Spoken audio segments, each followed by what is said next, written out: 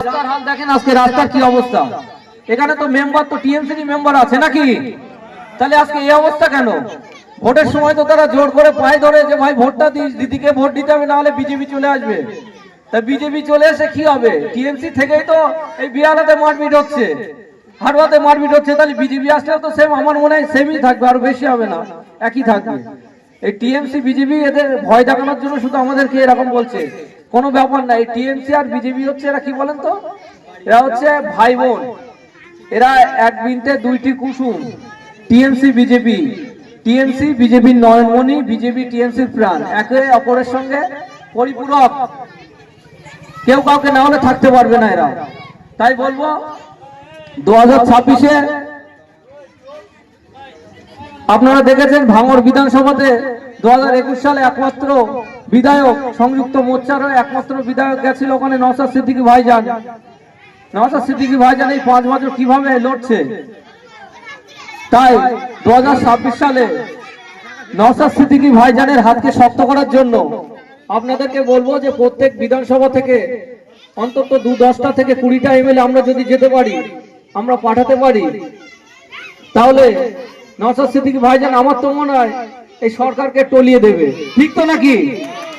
তাই আমাদের আজকে এই 15ই আগস্ট ভারতবর্ষের স্বাধীনতা দিবস, দীর্ঘ 200 বছরের এই ইংরেজদের রাজত্ব থেকে আমরা মুক্তি পেয়ে 1947 সালে 15ই আগস্ট আমরা স্বাধীনতা লাভ করেছি। আজকে 79তম স্বাধীনতা দিবস। তা আমার বলতে লজ্জা লাগছে যে আমরা এখনো পরাধীন। তাই আজকের দিন থেকে, আজকে এখান থেকেই, এই বিয়ালার মাঠ থেকে আমি হারোয়া বিধানসভার কর্মসূচি শুরু করলাম, এবং বিয়ালার মাঠ থেকে শপথ নেব যে 2026-এ নওশাদ সিদ্দিকী ভাইজানের হাতকে শক্ত করতে প্রত্যেকে দলে দলে আমাদের আইএসএফ যারা সৈনিকরা আছে তাদের দায়িত্ব হবে যে সবাইকে বুঝিয়ে দলে দলে আইএসএফ এ যোগ করানো, এবং আইএসএফ যোগ দিয়ে শপথ করাতে হবে 26-এ নওশাদ সিদ্দিকী ভাইজানের হাতকে শক্ত করার জন্য। নওশাদ সিদ্দিকী ভাইজানের হাত শক্ত হলে আমরা কিন্তু শক্ত হতে পারবো। আর কেউ ভাই মারের ভয় করবেন না, মারের বদলা মার দিতে হবে, পরিষ্কার কথা। আমি আপনাদের সঙ্গে আছি, কাউন্টার চলবে, কোনো ভয়ের সিন নেই।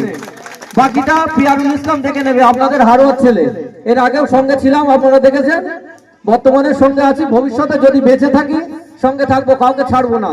আমার কোনো ভাইদের কোনো যদি কিছু হয় সবার আগে আমাকে ডিঙিয়ে তাদের কাছে যেতে হবে, কেউ যেতে পারবো না, তাদের সামনে আমি থাকবো। এটাই আপনাদের সামনে আজকে আমি প্রতিজ্ঞা করছি। তাই ভাইদের কাছে অনুরোধ, সবাই সংঘবদ্ধ হবেন এবং সংঘবদ্ধ হয়ে পার্টিটাকে সেই জায়গায় নিয়ে যাবেন, এটাই আপনাদের কাছে অনুরোধ।